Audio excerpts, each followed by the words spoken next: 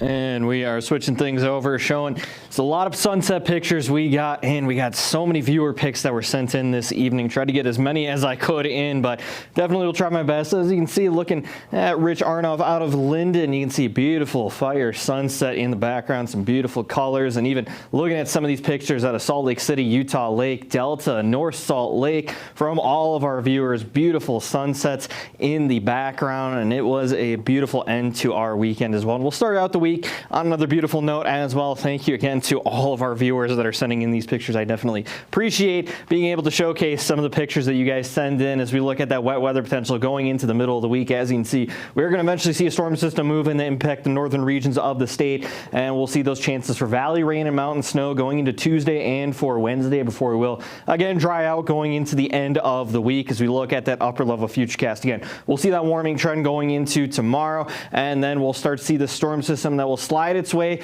to the north and will impact again the northern half of the state, bringing in that valley rain and chances for mountain snow for higher elevations for areas above 8,000 feet. Again, into our valley areas, those high temperatures will be into the upper 40s and low 50s, so much too warm this time around to see any valley snow. And then going into the end of the week, we'll see this ridge of high pressure strengthen once again. That'll bring in those warmer temperatures with highs into the mid 70s for areas like St. George, and we'll be pushing 60 degrees along the Wasatch Front as well. And then going into next week, we'll see another chance of a storm system that will eventually push its way through our region. Looking at that futurecast again, as you can see, staying dry for tomorrow, and then that storm system moves in. That'll bring rain showers and mountain snow throughout much of the northern parts of the state, all the way down to the I-70 corridor. And then going into Wednesday, conditions will eventually start to dry out as that ridge of high pressure will again re-strengthen going into Thursday and for Friday, and we'll be looking at sunshine, a few clouds, and those temperatures on the warmer side. Now, snowfall amounts, these are going to be reserved for areas above 8,000 feet, but the best chances are going to be for the Cottonwoods and Bear River Range, where we could see anywhere from 8 to 14 inches,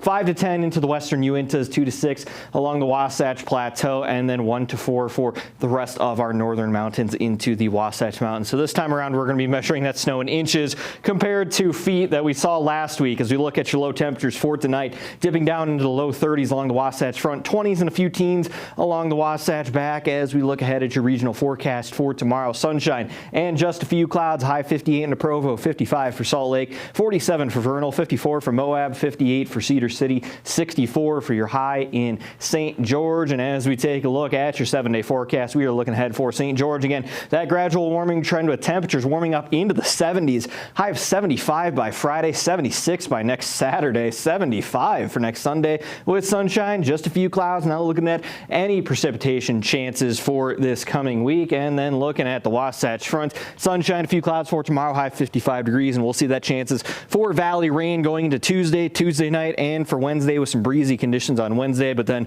we'll see those temperatures warming up going into the end of the week and for the weekend, as we'll see a high of 60 degrees by next Friday, 60 by next weekend. Then a slight chance of some rain showers will return going into Sunday and into early next week. But this time around, not going to be a valley snow event. It's going to be all valley rain, and we'll be talking about some mountain snow, but nothing like we saw last week where we saw up to 4 feet in Alta, almost 5 feet into Bryan Head. So I think we got our big